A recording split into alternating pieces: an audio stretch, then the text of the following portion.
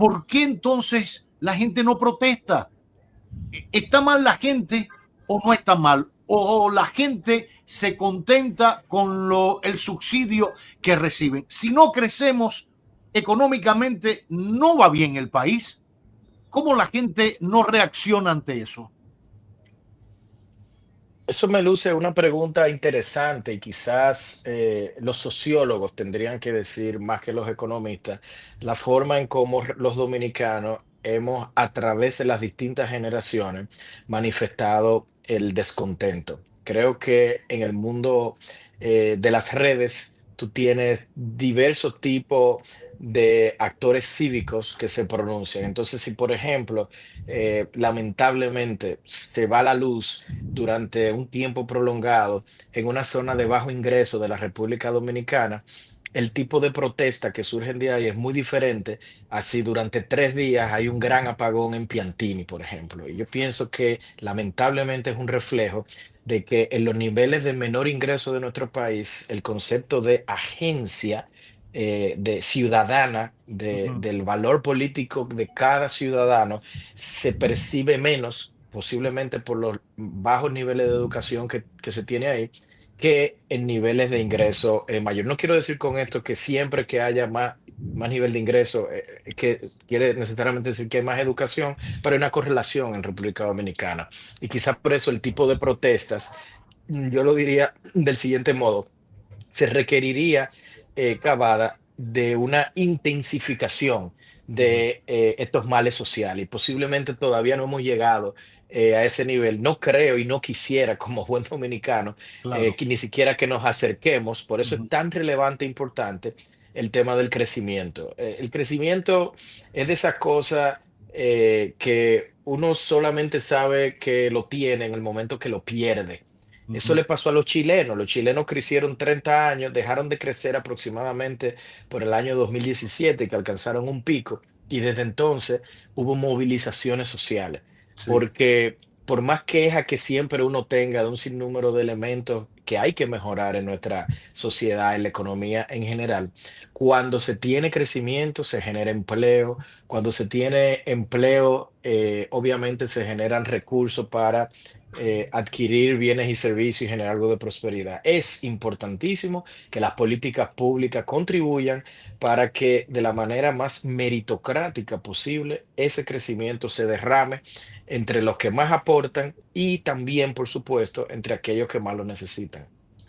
Yo Sí, creo también que hay un tema de la cantidad de subsidios. Hay que uh tomar -huh. en consideración cuántos dominicanos reciben subsidios y tienen esperanza de recibir más. Eso posiblemente atenúa el deseo de protestas, ¿verdad? Porque más que protestar, quieren un subsidio.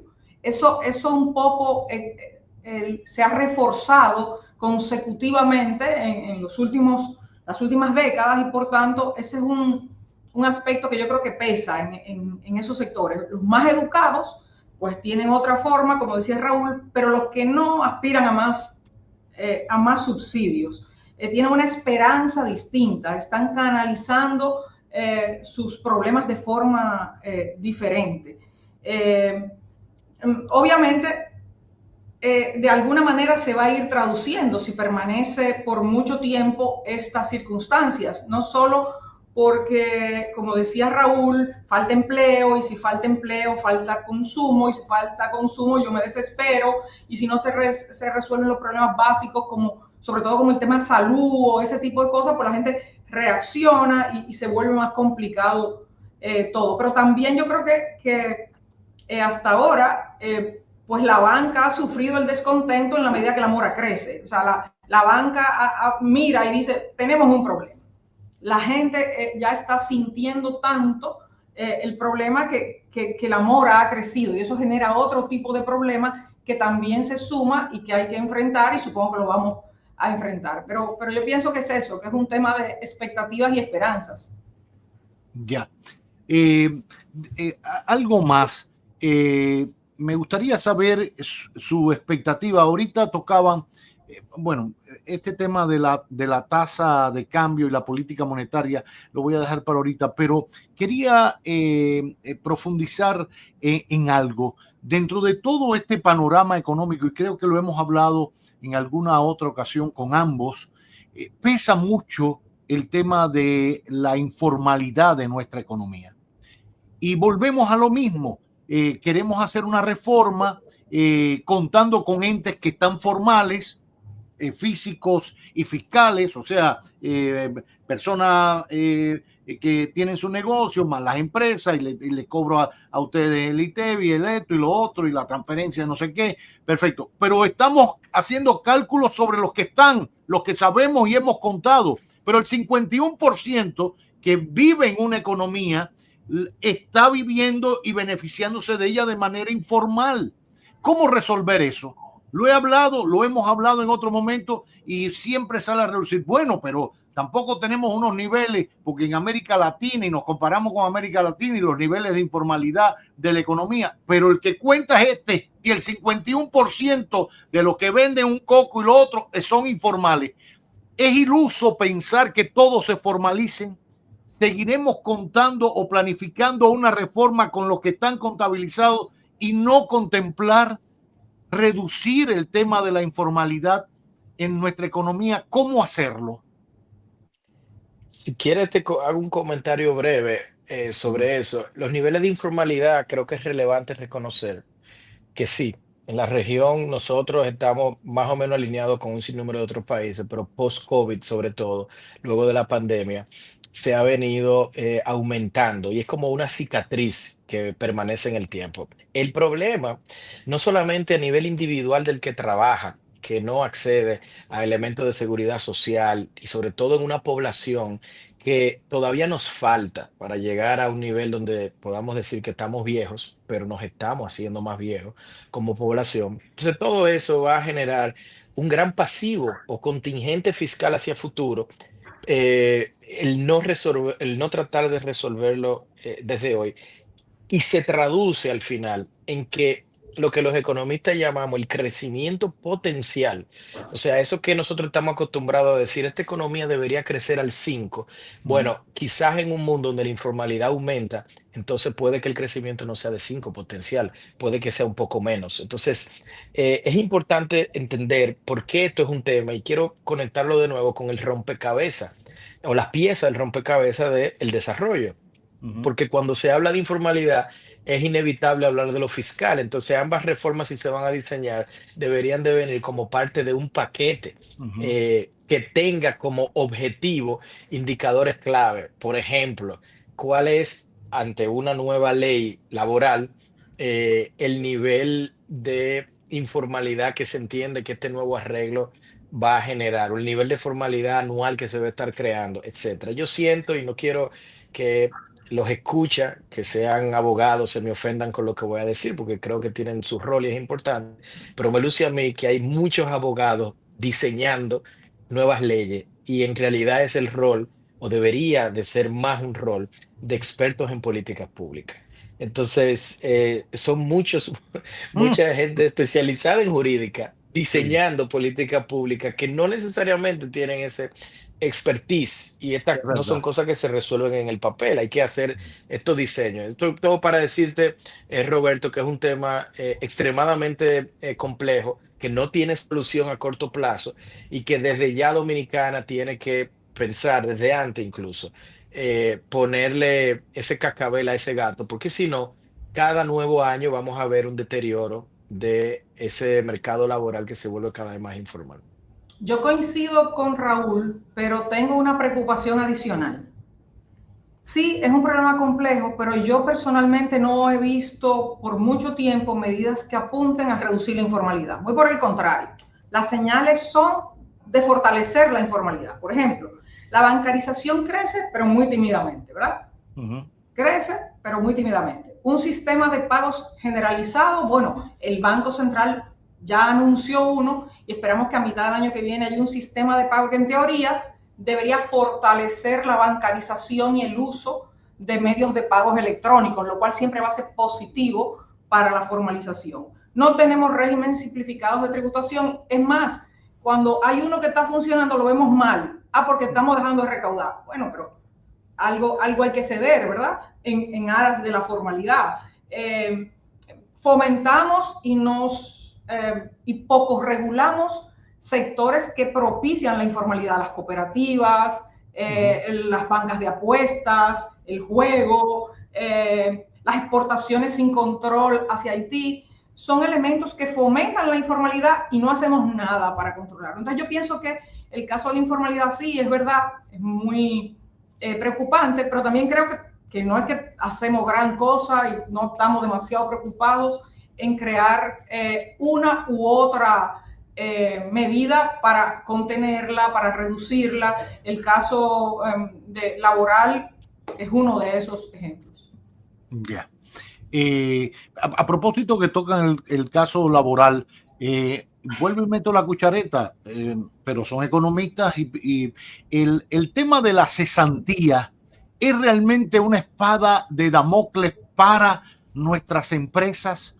Es realmente un acápite, un punto innegociable per seculum seculorum por los siglos de los siglos para nuestro código laboral.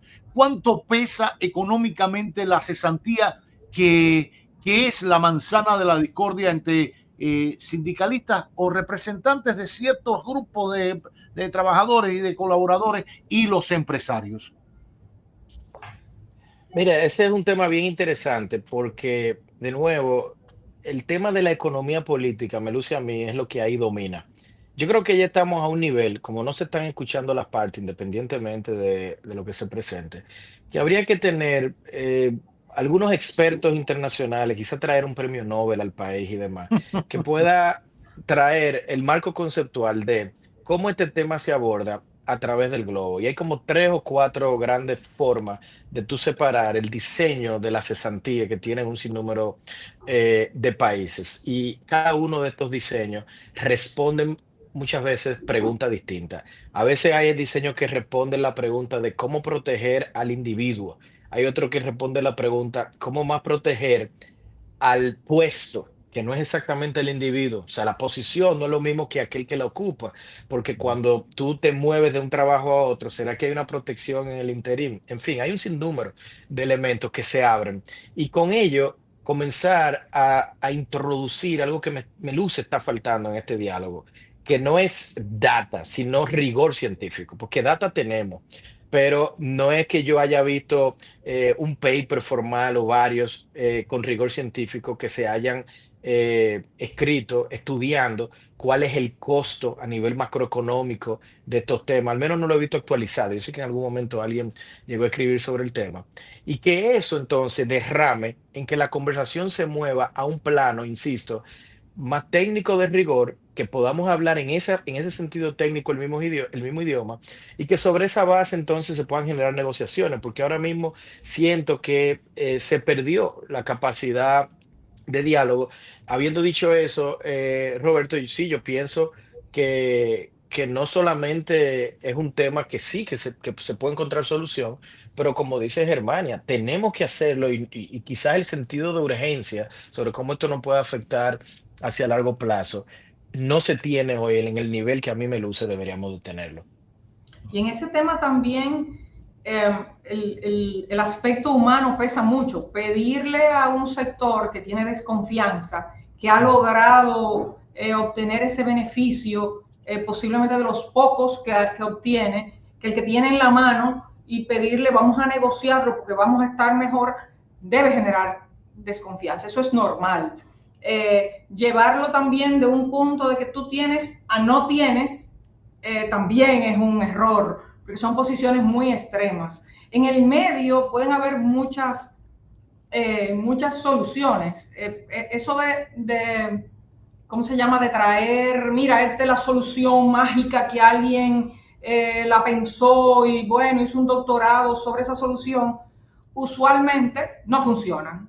¿Por qué? Porque posiblemente la coyuntura y la gente son diferentes. Claro. Yo creo que ayer hablaba yo con alguien y me mencionó una frase que yo he escuchado mucho, pero él me la refrescó. Y decía, muchos queremos tener el sistema tributario chileno, solo nos faltan los contribuyentes chilenos.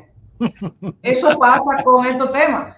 Todo el Claro. mundo quiere tener lo mejor del mundo, pero Sí. son los ciudadanos dominicanos, los que no tienen Claro. seguridad social, los que no tienen buenos hospitales, y a esos son los que tú estás sentando en una mesa para discutir sobre este tema. Y yo creo que ese es el principal elemento a tomar en consideración.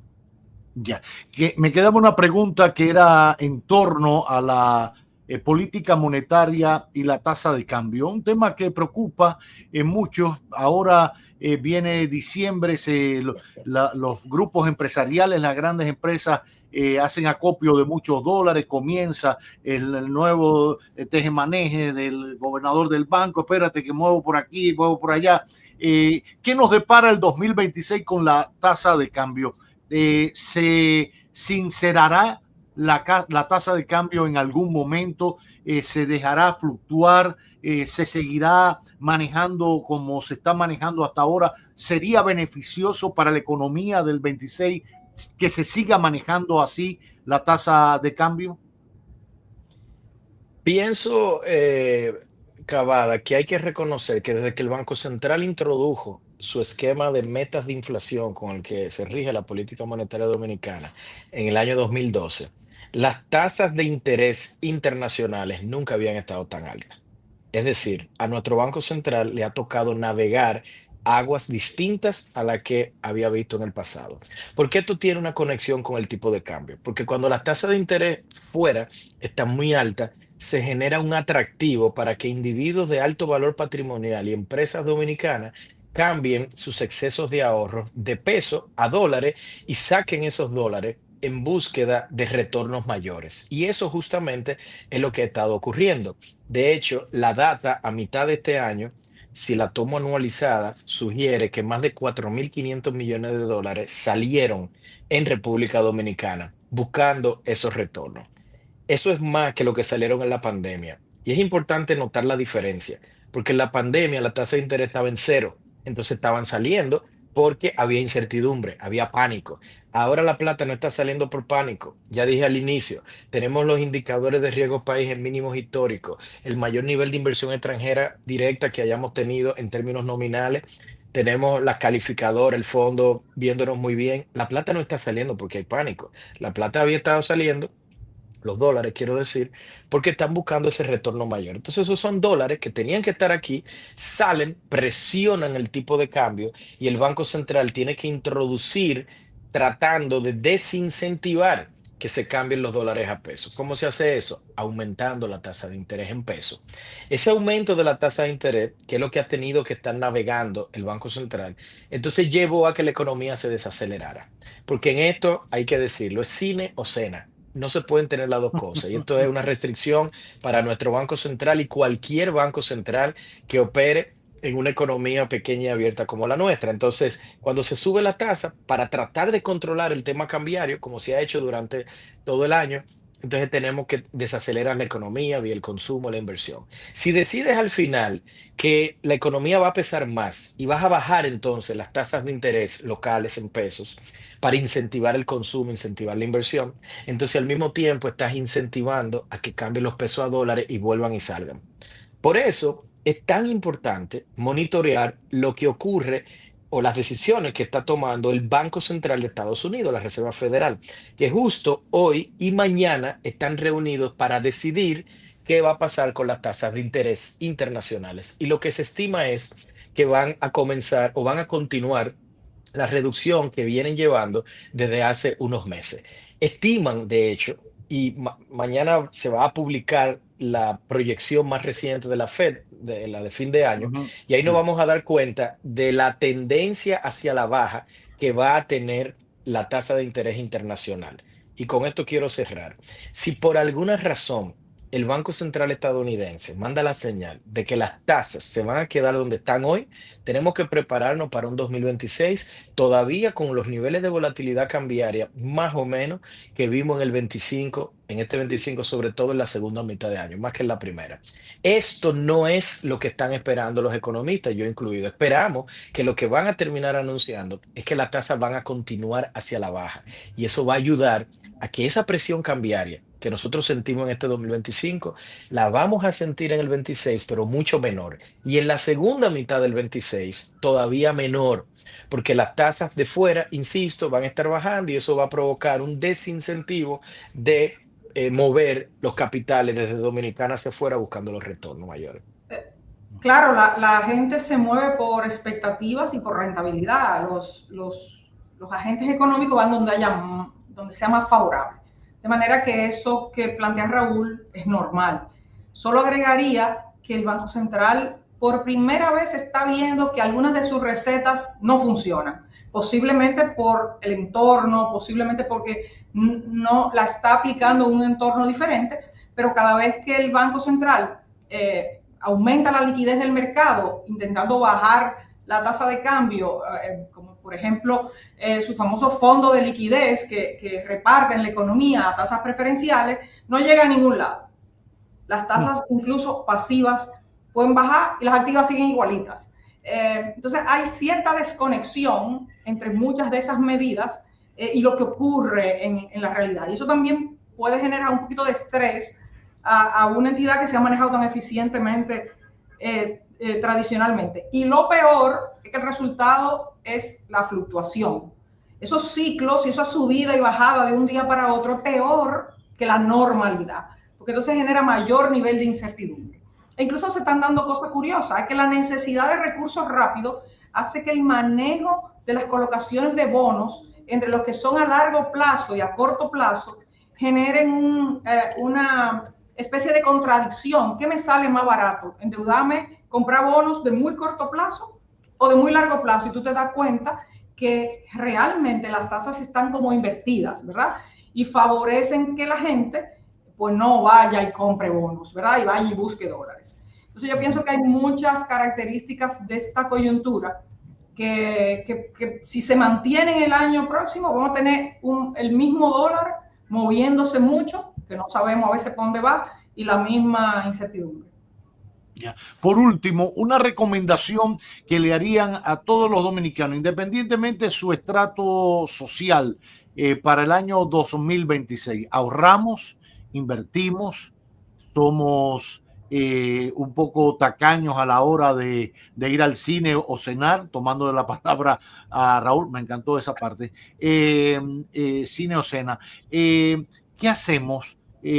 Compramos un apartamentico, nos metemos en un lío, un vehículo, ni hablemos de comprar vehículos y motos, que ya esto es una locura en la ciudad y todavía lo siguen anunciando como una cosa grandísima, los bancos, la cantidad de vehículos que venden, autoferias y cosas, y a mí me parece una locura para las mismas callecitas y el mismo disparate que hay en el tránsito. Pero ¿qué hacer con nuestras economías personales y familiares para el 2026, viendo el contexto internacional, la cosa macro, llevándola a nuestros bolsillos? Bueno, si te gustó esa analogía, te diría ejercicio y dieta. Yo pienso que esto aplica no solamente a nivel personal, pero también a las propias finanzas. Yo creo que el consumo discrecional al que hemos estado quizás acostumbrados en el pasado, hay que preguntarse bien si en un mundo de incertidumbre no tendríamos todos que tratar de ahorrar algo, lo que fuese. Aquellos que tienen la posibilidad de generar ciertos niveles de ahorro, no le tengan temor. Todo lo contrario, asuman el mercado de valores de la República Dominicana, que está bien regulado, está bien supervisado. Hay una serie de participantes sumamente profesionales que permiten u ofrecen instrumentos financieros soberanos, por cierto, o sea, bonos de Hacienda, bonos del Central.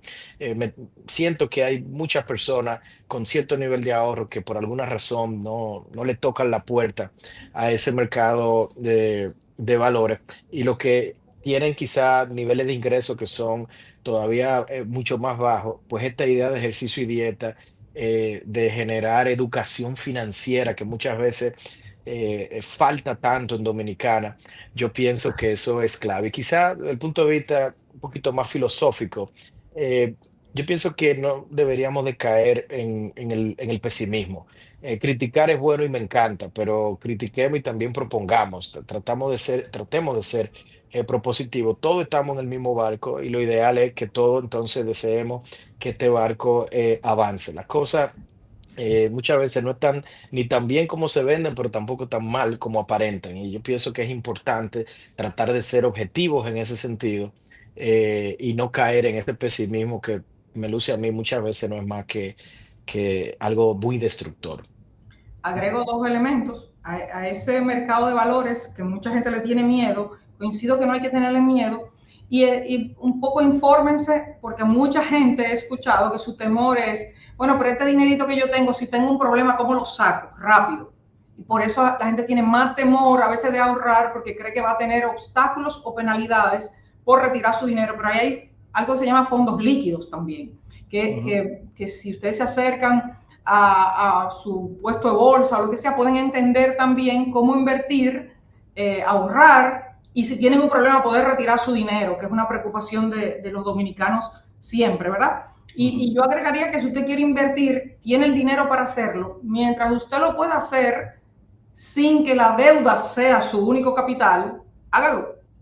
No estamos tan mal tampoco, como decía Raúl, pero tomen en consideración que si su capital va a ser fundamentalmente propio, está bien, pero si va a ser capital, mucho capital que procede de deuda, el riesgo es mucho mayor. Entonces, la precaución y saber que lo mejor es participar en aquellas cosas que conocemos. Improvisamos menos y arriesgamos menos cuando nos metemos en algo que sabemos, ¿verdad? Entonces, si no sabemos, mejor no lo hagamos. O estudiemos y consultemos al que sabe antes de tomar decisiones relevantes para la familia y para el negocio. Así es. Bueno, yo voy a consultar a los Corripios a ver si invierto con ellos alguna cosita ahí, y salimos con algo. Pero y yo creo que con el mercado de valores coincido con ustedes y lo que decía también Raúl en torno a la educación financiera. Mucho se ha hecho, incluso desde la superintendencia de bancos. Vaya la cuña para nuestro querido Alejandro Fernández W, que ni llama para dar las gracias ni nada, ni la feliz Navidad ni nada. Pero decir que te llamo. No le diga. Pero lo digo por lo siguiente, a veces con el tema del mercado de valores, que es una cosa relativamente nueva, nos falta educación.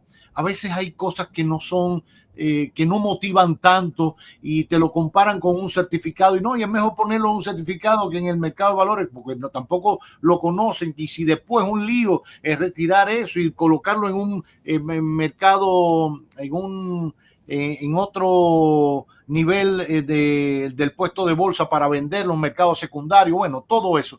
Pero en tanto lo conozcamos y ayudemos a que la gente entienda el mercado de valores, los puestos de bolsa, la colocación, hay ofertas y hay opciones sumamente interesantes y son seguras. Tenemos un mercado de valores seguro, bien transparente y vale la pena. Ojalá este mercado invierta un poquito también en darse a conocer y en educar financieramente a la gente para que la gente recurra a ellos con seguridad y transparencia. Agradecerles, no saben cuánto, pero agradecerles infinitamente esta conversación con ustedes, siempre que edifica, construye y educa. Gracias mil. Desearles a ustedes una feliz Navidad, un próspero 2026. Ejercicio y dieta, cine y cena, para ir acomodando esta economía, y nada, vernos pronto para celebrar lo que haya que celebrar, porque siempre con vida habrá que celebrarlo. Raúl Ovalle y Germania Montaz, gracias, cosas buenas por acompañarnos en este magazine que no tiene nombre.